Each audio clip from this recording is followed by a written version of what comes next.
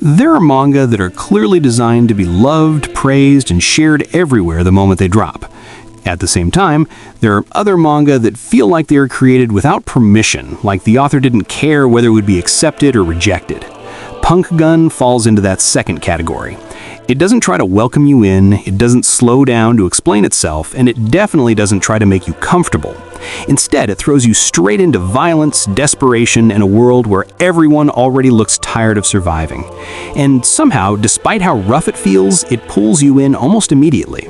So today, I want to talk about Punk Gun, a manga that feels dangerous, raw, and very easy to underestimate. In a cruel, poverty-stricken world, a group of orphans turn towards assassination simply to pay the bills. Now, while that already sounds bleak and gritty, it is, but Punk Gun is much more than just that surface-level brutality. At its core, the story is really about attitude and survival, about a found family doing everything they can to stay alive, even when that survival sometimes means putting each other in danger. Despite how harsh their reality is, these kids still hold on to a dream. They want to build a massive orphanage where children from all over the world can come together and live in peace and harmony. Because of that, one of the major themes of Punk Gun becomes very clear: the clash between a hopeless world created and ruined by adults and the fragile but stubborn dreams of children who refuse to give up. So the story itself takes place in a city that feels like it has been completely abandoned by order. There's no real sense of safety, no heroic authority watching over anyone, and no system you can trust to save you when things go wrong. Instead, people are just surviving however they can. The setting isn't futuristic in a flashy or stylish way. It feels broken, rusted, and worn down, like society collapsed a long time ago, but everyone simply stayed behind and adapted to the mess. What makes this especially effective is that the manga doesn't stop to explain the history or politics of the city. Instead, the world explains itself through behavior.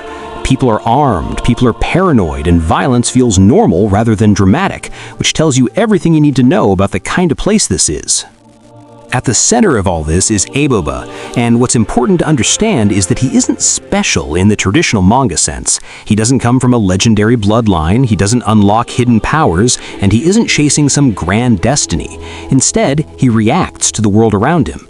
Aiboba feels like someone who learned very early that hesitation comes at a cost, and because of that, he doesn't fight because he wants to, he fights because the alternative is worse. This mindset is what really separates Punk Gun from a lot of other action manga. The characters here aren't driven by dreams or heroic goals, they're driven by the need to avoid consequences, and because of that, every decision feels heavier and more grounded. While all this is happening, the violence in Punk Gun plays a very specific role. It isn't used for spectacle or hype in the usual anime way. Fights are fast, messy, and sometimes even confusing, and that's clearly intentional. There's no wait-your-turn combat, no dramatic speeches in the middle of a fight, and no guarantee that things will end cleanly. Someone pulls a trigger, someone gets hurt, and the story keeps moving forward without stopping to reflect too much. Because of this, the violence feels less like choreography and more like street-level survival, closer to the energy of Dorohedoro or early Fire Punch than something like Jujutsu Kaisen. At the same time, the art style reinforces this atmosphere perfectly. Oki Naoki is a fantastic artist, and his cityscape backgrounds are detailed and immersive, making the world feel lived in rather than stylized.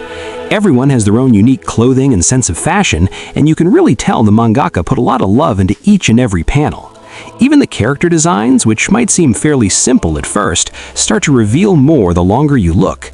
The line weight, scars, shading, and small details here and there all work together to make every character pop off the page. Everything together, the real strength of Punk Gun is the confidence it has in not explaining itself. It doesn't beg for attention, it doesn't slow down to guide the reader, and it doesn't care if you feel lost at first. Instead, it assumes you'll either keep up or stop reading, and that kind of confidence is rare, especially now when so many manga are designed to be instantly digestible.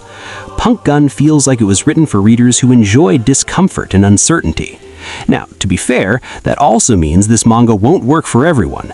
If you're someone who needs clear power systems, heavy exposition, or very traditional character arcs, there's a good chance you might bounce off it. But if you enjoy manga that feel raw, risky, and unfinished in an intentional way, then Punk Gun is absolutely worth your time. It's only 8 chapters in, but I'm already in love with it, and it's the kind of manga I genuinely look forward to every week. That's exactly why I'm recommending you get into Punk Gun while it's still in its early stages, because it has the potential to be the next big manga people wish they discovered sooner. By the end of it, Punk Gun feels like the kind of manga people discover too late and then pretend they were reading from chapter 1. It's rough, uncomfortable, and completely uninterested in holding your hand. And honestly, that's exactly why it works.